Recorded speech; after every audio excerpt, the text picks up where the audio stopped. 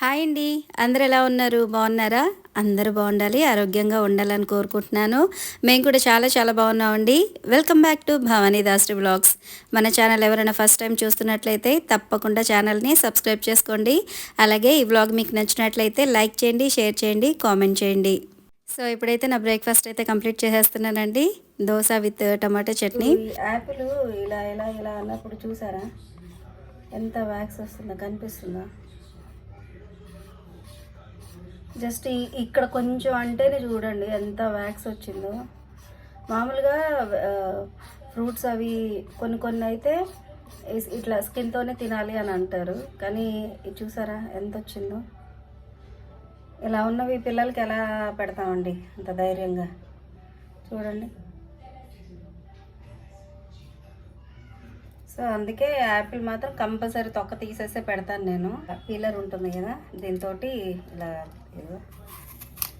Problem ఏంటంటే Apple ఇలాగా peel చేసి కట్ చేసి పెడితే ఏంటంటే మిగతా ఫ్రూట్స్ అన్ని బాగానే ఉంటాయి, కానీ ఇది మాత్రం కలర్ చేంజ్ అయిపోతూ ఉంటుంది. ఇలా తొక్క తీసేసి కట్ చేసి ముక్కలు చేసేసి బాక్స్ పెట్టేస్తాను. యాపిల్ కట్ చేయడానికి ఇలాంటి నైఫ్స్ చాలా బాగుంటాయి, ఇలాగ బెండ్ అయి ఉంటాయి కదా, ఇవి బాగుంటాయి అన్నమాట. అంటే మనం ఇలా కట్ చేసిన తర్వాత ఇది తీసేయడానికి ఇలా చక్కగా ఇలా బెండ్ అవుతుంది అనమాట, ఇలా చక్కగా వచ్చేస్తుంది. నార్మల్గా ఉన్న చాకుకి అయితే ఇలా రాదు. సో బాక్స్ అయితే రెడీ అయిపోయింది. అలాగే ఫ్రూట్స్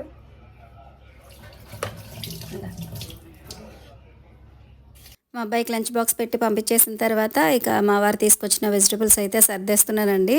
ఈరోజు కొద్దిగా ఎక్కువే తీసుకొచ్చారు.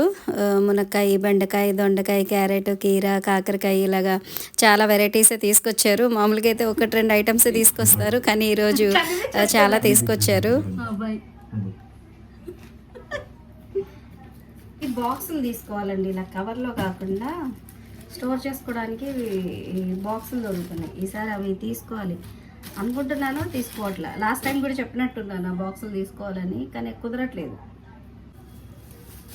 కాకరకాయ ఫ్రై చేయాలి,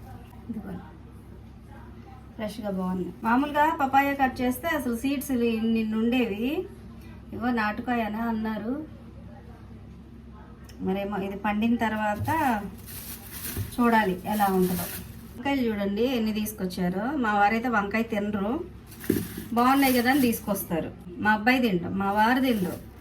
వంకాయలు అయితే తీసుకొస్తారు. ఈ నిమ్మకాయలు చూడండి, చిన్న చిన్న పిందెలు, ఇట్లా అసలు జ్యూస్ కూడా ఉండదు అనుకుంటా, చాలా చిన్నగా ఉన్నాయి. చూడండి మునక్కాయలు ఆల్రెడీ ఉన్నాయి, కట్ చేసి బాక్స్లో పెట్టేశాను. మళ్ళీ తీసుకొచ్చారు 2 కాయలు. మునక్కాయలు కట్ చేసి స్టోర్ చేసుకుంటే ఎక్కువ రోజులు ఉంటాయి. ఇంకా ఈ వారానికి సరిపడా తీసుకొచ్చినట్టున్నారు ఈయన. ఈరోజైతే ఇక బెండకాయ ఫ్రై చేయమన్నారు. సో బెండకాయ ఫ్రై చేస్తాను. మళ్ళీ దీనికి ఏదైనా చారు కానీ ఏదన్నా పెడితే బాగుంటుంది. సరే చూద్దాం, కుదిరితే చారు పెడతాను. నిమ్మకాయలు కూడా ఇలా బాక్స్లో పెట్టేసి స్టోర్ చేసుకుంటే ఎక్కువ రోజులు ఉంటాయి. కూరగాయలన్నీ ఇప్పుడు ఫ్రిడ్జ్లో పెట్టేసుకుంటే ఒక పని అయిపోతుంది. ఇక బెండకాయ ఫ్రై చేసేసి నేను స్టిచ్చింగ్ వర్క్ అయితే స్టార్ట్ చేస్తాను.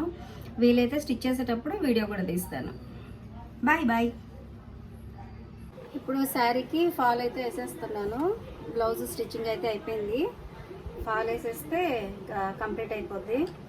ఆ మిషన్ అక్కడ జాక్ మిషన్ ఉంది కదా, అది స్టిచ్ చేసి ఇక్కడ ఈ జిగ్జాగ్ మిషన్ స్టిచ్ చేస్తుంటే అసలు అది మొత్తం ఏమంటారు కన్ఫ్యూజ్ అయిపోతుంది. అంటే అది అంతా కూడా చక్కగా మొత్తం మోటార్ మీద డిపెండ్ అయ్యి ఉంటుంది కదా. సో అంటే సెట్టింగ్స్ కానీ అవి పెద్ద చేంజెస్ ఏం చేయక్కర్లేదు. ప్లస్ చాలా ఫాస్ట్గా ఉంటుంది. అది ఎంత ఫాస్ట్గా ఉంటుందో ఇదంత స్లోగా ఉంటుంది అనమాట జిగ్జాగ్ మిషన్. చెప్పాలంటే అది చిరుతపుల్లాగా పరిగెత్తిద్ది, ఇది మాత్రం ఏమంటారు తాబేలులాగా సౌండ్ చేసుకుంటూ పని చేసిద్ది అనమాట. ప్లస్ ఈ సెట్టింగ్స్ కూడా కొంచెం ఏదో డిఫరెంట్గా ఉంటాయి. వర్క్ అయితే అసలు ఫాస్ట్గా అవ్వదు. అక్కడ ఒక ప్లెయిన్ జాకెట్ కుట్టేయచ్చు, ఇక్కడ దీనికి ఫాల్ వేసే టైంకి అంత స్లోగా అనిపిస్తుంది నాకైతే. సో మా అమ్మ స్టిచ్ చేసేటప్పుడు తను ఈ దారం ఎక్కిచ్చేది గుర్తొస్తుంది అనమాట. ఇది దారం ఇలాగ పట్టుకొని ఇలాగ స్క్రూ డ్రైవర్ కానీ లేదంటే ఏదన్నా ఉంటే ఇలాగ పెట్టేసి ఈ చక్రం తిరుగుతుంటే దానికి పెట్టేవాళ్ళు అనమాట. అది గుర్తొస్తుంది ఇప్పుడు. సేమ్ ఇది నేను అదే ప్రాసెస్ ఫాలో అవ్వాలి ఇప్పుడు.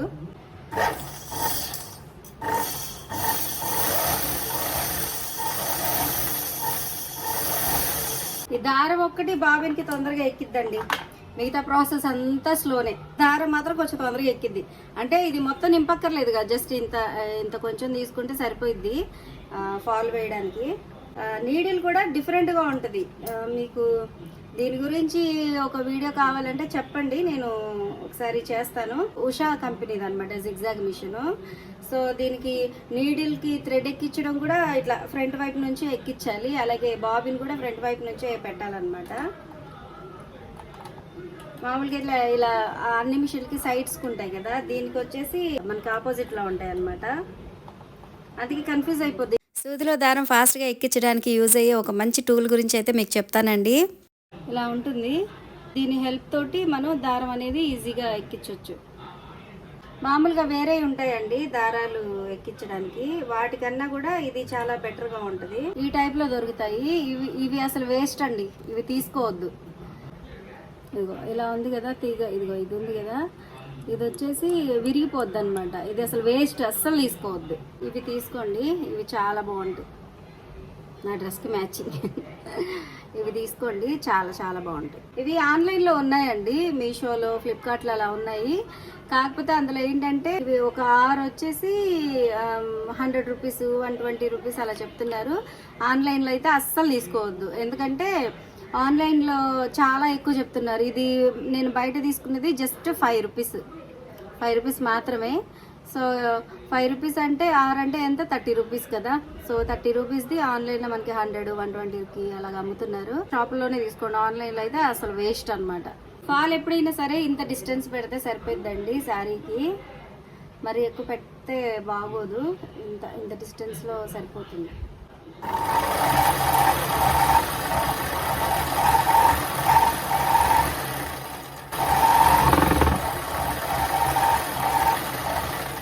3 months బ్యాక్ నేను పలాజో ప్యాంట్స్ తీసుకున్నాను. సో అవి కొద్దిగా లెంత్ ఎక్కువైనాయి అనమాట. సో ఎప్పటి నుంచో కట్ చేసి స్టిచ్ చేయాలనుకుంటున్నాను కానీ చేయట్లేదు. సో ఈరోజు పనిలో పని కంప్లీట్ చేసేద్దామని చెప్పి ఇవి కట్ చేసేసి చక్కగా కింద వైపు అయితే మొత్తం స్టిచ్ చేసేసాను. సో ఇవి వచ్చేసి 2 తీసుకున్నానండి, ఫ్రీ సైజ్ అనమాట. ఒకటి వచ్చేసి మిల్కీ వైట్ కాదు, హాఫ్ వైట్, ఇంకోటి వచ్చేసి బ్లాక్ కలర్ అనమాట. ఇవి స్టిచ్చింగ్ చేసే ముందే నేను బెండకాయలు వాటర్లో వేసి పెట్టేశానండి. కొద్దిగా సాల్ట్ వేసేసి వాటర్ నింపేసి వెళ్ళి స్టిచ్చింగ్ అయితే కంప్లీట్ చేసుకుని వచ్చాను.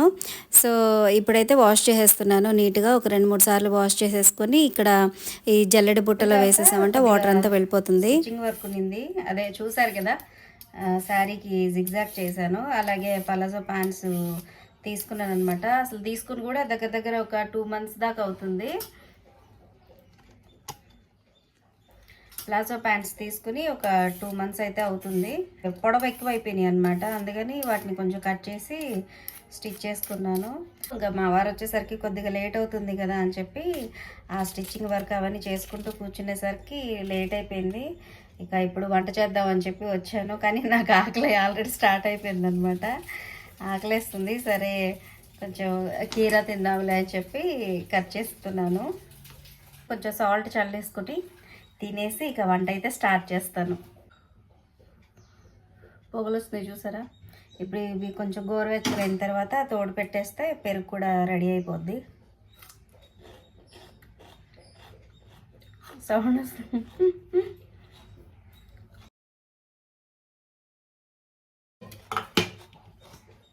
బెండకాయలు అయితే కడిగి పెట్టేశాను. కొంచెం వాటర్ వచ్చేసిన తర్వాత ముక్కలు చేసి ఫ్రై చేసేస్తాను. కొంచెం టమాటా చారు చేద్దాం అనుకుంటున్నాను. ఈ టమాటాలు, కొంచెం చింతపండు, మిరియాలు, కల్లుప్పు ఇవన్నీ కూడా మిక్సీ చేసేసిన తర్వాత అవి నేను వేరే బౌల్లో తాలింపు వేసేసి అందులో వేసేసి బాగా మరగనిస్తాను అనమాట. తర్వాత కొంచెం రసం పౌడర్ వేసేసుకుంటే టమాటా చారు అయితే రెడీ అయిపోద్ది. యాక్చువల్గా అయితే మా అమ్మ, అక్క అందరూ కూడా నెల్లూరు స్టైల్ రసం చేస్తారండి, చాలా బాగుంటుంది. ధనియాలు, జీలకర్ర, వెల్లుల్లిపాయలు, కొంచెం కందిపప్పు ఇవన్నీ కూడా కొంచెం కచ్చపచ్చగా దంచి రసంలో వేస్తారనమాట. చింతపండు చూడండి ఇంత కొంచెం, ఇందులో టమాటా క్వాంటిటీయే ఎక్కువ వేస్తాను, చింతపండు జస్ట్ కొంచెం పులుపు కోసం వేస్తాను. తర్వాత మిరియాలు కొద్దిగా ఉన్నాయి, ఇంకొక ప్యాకెట్ ఓపెన్ చేయాలి.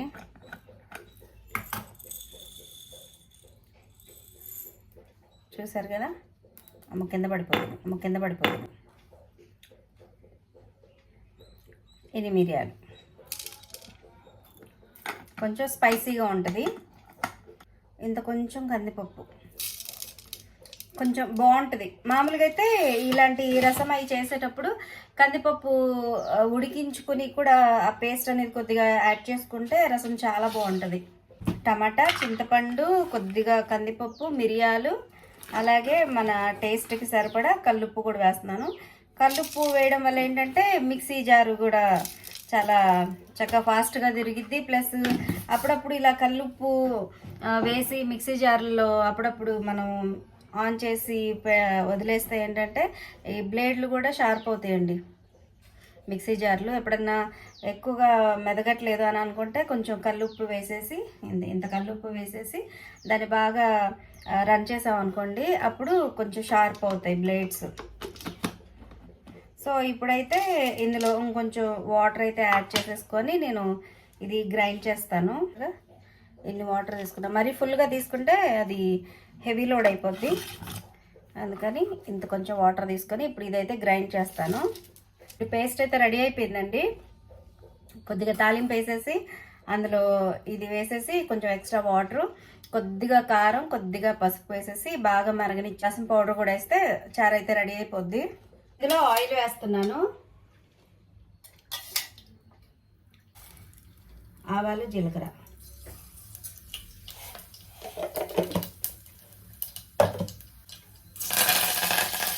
సో ఇప్పుడు ఇందులో ఇది పేస్ట్ వేసేసాను.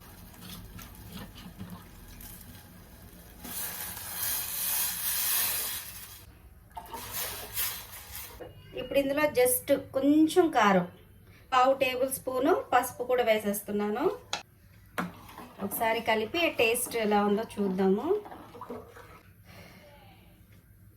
అవసరం లేదండి, కరెక్ట్గా ఉంది. 1 టేబుల్ స్పూన్ ఉంటుందేమో. ఇది నేను గరిటెలో వేసి ఎందుకు ఇందులో మిక్స్ చేస్తున్నాను అని అంటే, కొన్నిసార్లు రసం పౌడర్స్ అవి మనం బయట తెచ్చుకున్నప్పుడు వాటికి డేట్ ఉన్నా సరే కొన్నిసార్లు లోపల మసాలా అనేది పాడైపోయి ఉంటుంది అనమాట. సో అందుకని మనం విడిగా ఒక బౌల్లో, ప్లేట్లో కానీ వేసుకొని చూసుకుని మిక్స్ చేసుకోవాలి. ఒకేసారి ఓపెన్ చేసి డైరెక్ట్గా వేయకూడదు అనమాట. సో రసం పౌడర్ కూడా వేసాను కదా, ఇది బాగా మరగనివ్వాలి. సో ఫ్రెండ్స్, ఐ హోప్ ఈ వ్లాగ్ మీకు నచ్చిందని అనుకుంటున్నాను. మీకు నచ్చినట్లయితే తప్పకుండా లైక్ చేయండి, షేర్ చేయండి, కామెంట్ చేయండి. ఛానల్ని తప్పకుండా సబ్స్క్రైబ్ చేసుకోండి. మరొక మంచి వ్లాగ్తో మళ్ళీ కలుద్దాం. Thanks for watching.